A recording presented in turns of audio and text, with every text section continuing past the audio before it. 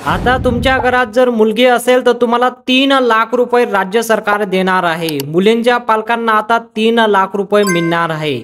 मुलींच्या माता पितांसाठी मोठी धमाकेदार योजना सुरू करण्यात आली आहे। तुम्हाला एक मुलगी असो, 2 मुली असो किंवा 3 मुली असतील तरी आता तुम्हाला लाभ मिळणार आहे। तुमच्यासाठी अतिशय आनंदाची बातमी म्हणजे मुलींना आता 3 लाख रुपये देण्याचं राज्य शासनाने एक मोठा निर्णय घेतलेला आहे। मुलीच्या पालकांना राज्य सरकारने मोठा निर्णय घेतलेला आहे, ज्यामुळे आता मुलींच्या पालकांना म्हणजे आई वडिलांना 3 लाख रुपये मिळणार आहे। तुम्हाला जर मुली असतील, 1 असो, 2 असो किंवा 3 असो, मुलगी पहिलीत असो या दुसरीत असो किंवा 18 वर्षे पूर्ण झालेल्या असू द्या, कोणत्याही वयाची असू द्या, त्यात कुठली अट घातलेली नाही। मुलीचा फक्त आता लाभ मिळणार आहे 3 लाख रुपये प्रमाणे। बहिणींना जसं लाडकी बहीण योजनेचा लाभ दिलाय तसं आता महिलांना म्हणजे मुलींना लाभ देण्याचा राज्य शासनाने एक मोठा निर्णय घेतलेला आहे। तुम्हाला जर याचा लाभ घ्यायचा असेल, यासाठी कोणकोणतं कागदपत्र लागतं, तो फॉर्म कसा भरायचा, सर्व माहिती आपल्याकडे आलेली आहे। मुलींच्या पालकांसाठी अतिशय आनंदाची बातमी म्हणजे मुलींना आता 3 लाख रुपये देण्याचा सरकारने मोठा निर्णय घेतलेला आहे। प्रत्येक माता पितांना आता मिळणार आहे, म्हणजे असं नाही की याला काहीतरी क्रायटेरिया दिलाय। प्रत्येक माता पितांना, ज्या घरात मुलगी असेल, लक्ष्मी असेल, त्या बहिणींना, त्या माता पितांना सर्वांना महायुती सरकारचे मुख्यमंत्री देवेंद्र फडणवीस साहेब यांनी मोठा निर्णय घेतलेला आहे आणि या योजनेचा फॉर्म देखील कालपासून सुरू झालेला आहे। म्हणजे ही योजना आता सुरू झाली कालपासून। तुम्ही लवकरात लवकर हा फॉर्म भरून टाका। तो फॉर्म सुद्धा सांगतो कसं भरायचं, काय भरायचं, कुठं जमा करायचं, कोणकोणतं कागदपत्र लागणार आहे, सर्व माहिती तुम्हाला सांगतो। याच व्हिडिओच्या माध्यमातून तुम्ही फॉर्म भरणं सुद्धा शिकून जाणार आणि या योजनेच्या माध्यमातून लवकरात लवकर तुम्ही, जसं लाडकी बहीण योजनेसाठी गर्दी पडली तसं आता मुलीच्या या योजनेसाठी गर्दी पडणार आहे। म्हणून लवकरात लवकर तुम्ही फॉर्म भरून याचा लाभ घेऊ शकता। आता मुलींच्या शिक्षणासाठी, मुलीच्या पोषणासाठी 3 लाख रुपये देणार आहे। मुलींच्या वयानुसार हा लाभ देण्यात येणार आहे। म्हणजे मुलींचे जसं वय असेल त्याप्रमाणे तुम्हाला लाभ दिला जाणार आहे। आता कमी वयवाल्यांसाठी किती लाभ आहे, जास्त वयवाल्यांसाठी किती लाभ आहे, ते पूर्ण आर्टिकल आपल्याकडे आलेला आहे। पूर्ण आर्टिकल तुम्हाला दाखवतो।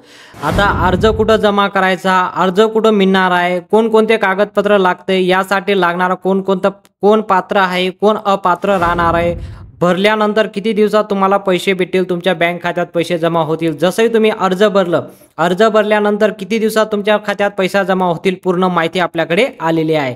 सर्वात प्रथम कालपासून अर्ज सुरू झालेले आहे। तो फॉर्म कसा भरायचा, कोणकोणते कागदपत्र लागणार, कारण की हा अर्ज भरल्याशिवाय तुम्हाला बँक खात्यात पैसे मिळणार नाही। जोपर्यंत तुम्ही फॉर्म भरत नाही तोपर्यंत तुम्हाला पैसे मिळणार नाही। त्यासाठी तुम्हाला काय करावं लागेल, सर्वात प्रथम तुम्हाला हा फॉर्म भरावा लागणार आहे।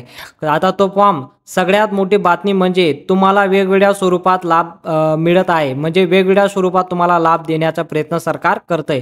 लक्षपूर्वक ऐका। आता महिला व बालविकास मंत्री विभागातर्फे हा फॉर्म आलेला आहे। साधारणपणे हा 1 ते 4 म्हणजे हा फॉर्म जो असणार आहे 1 ते 4 पाने आहे। हा फॉर्म कुठे डाउनलोड करायचा याची देखील लिंक आपल्याकडे आलेली आहे। पहा फॉर्म मध्ये काय काय गोष्टी असणार आहे, कसं फॉर्म भरायचा, काय भरायचा, पूर्ण तुम्हाला फॉर्म भरून दाखवतो।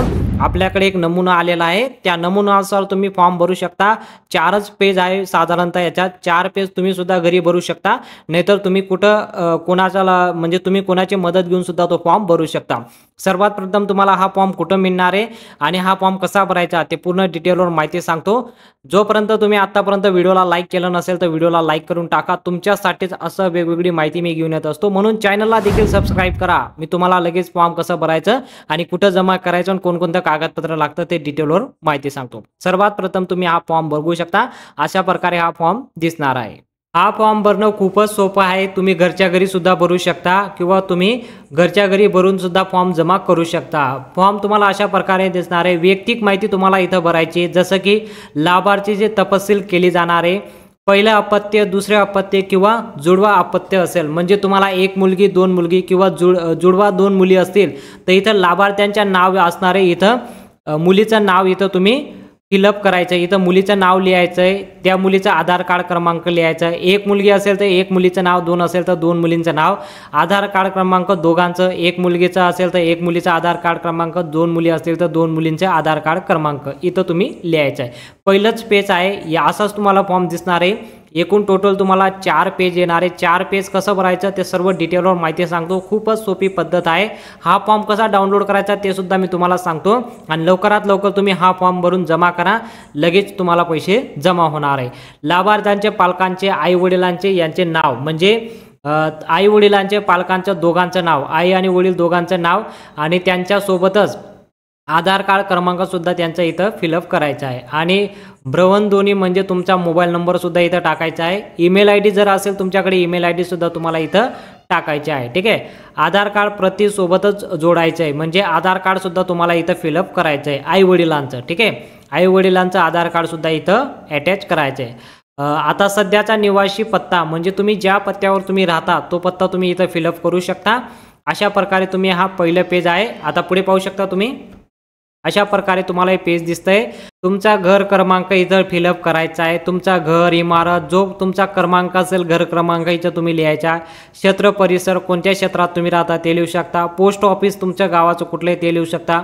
कुठल्या जिल्ह्यात राहता, रोड, रस्ता, लाईन तुमच्या गावाजवळून कुठला रस्ता वगैरे गेला असेल त्याचं तुम्ही इथं लिहू शकता। गाव, शहर वगैरे तुमचं जे गाव असेल, शहर आहे का खेडगाव आहे ते सुद्धा लिहायचं आहे। तालुका लिहायचा आहे आणि तुमच्या गावाचा पिनकोड सुद्धा तुम्हाला इथं फिलअप करायचा आहे। इथं तुमचा मोबाईल नंबर इथं परत एकदा नवीन तुम्हाला इथं मोबाईल नंबर सुद्धा भरायचा आहे। ठीक आहे, असं पहिलं पेज तुम्हाला इथं भरायचं आहे।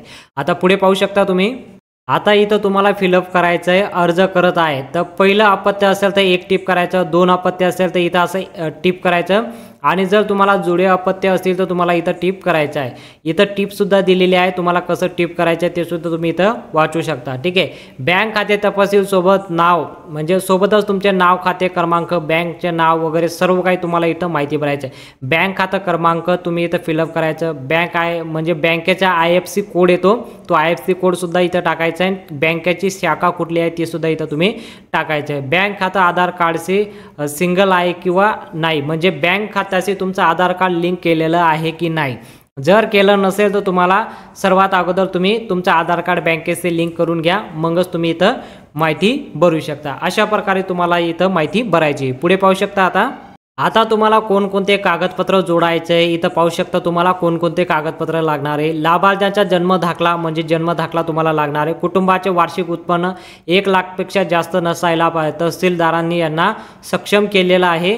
सक्षम अधिकारी यांचा दाखला म्हणजे 1 लाखपेक्षा तुमचं उत्पन्न कमी असेल तर तुम्हाला 1 लाखपेक्षा कमी असणारा उत्पन्न दाखला तुम्हाला जोडायचा आहे। लाभार्थ्यांच्या आधार कार्डशी छायाचित पत्र म्हणजे प्रथम लाभावेळी ही अट शिवाय राहणार नाही म्हणजे तुमचं आधार कार्ड तुम्हाला द्यायचं आहे। पालकांचे आधार कार्ड छायाचित्र पत्र म्हणजे झेरॉक्स तुम्हाला द्यायचं आहे। बँकेच्या पासबुकच्या पहिल्या पानाची छायाचित्र म्हणजे झेरॉक्स तुम्हाला इथं द्यायचं आहे। रेशन कार्ड पिवळे अथवा केशरी रेशन कार्ड साक्षरकृत प्रती लागणार आहे म्हणजे याचं सुद्धा तुम्हाला एक झेरॉक्स लागणार आहे।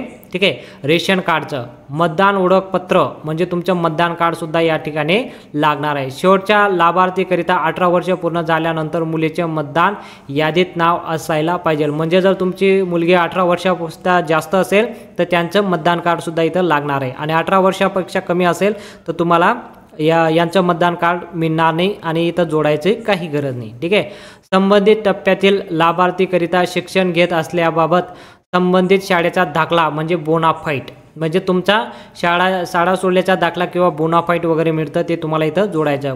पहिल्या अपत्यासाठी, तिसऱ्या अपत्यासाठी, दुसऱ्या अपत्यासाठी अर्ज करीत असलेल्या कुटुंबाचे नियोजन प्रमाणपत्र सादर करणे अनिवार्य आहे। ठीक आहे, हे प्रमाणपत्र सुद्धा तुम्हाला लागणार आहे।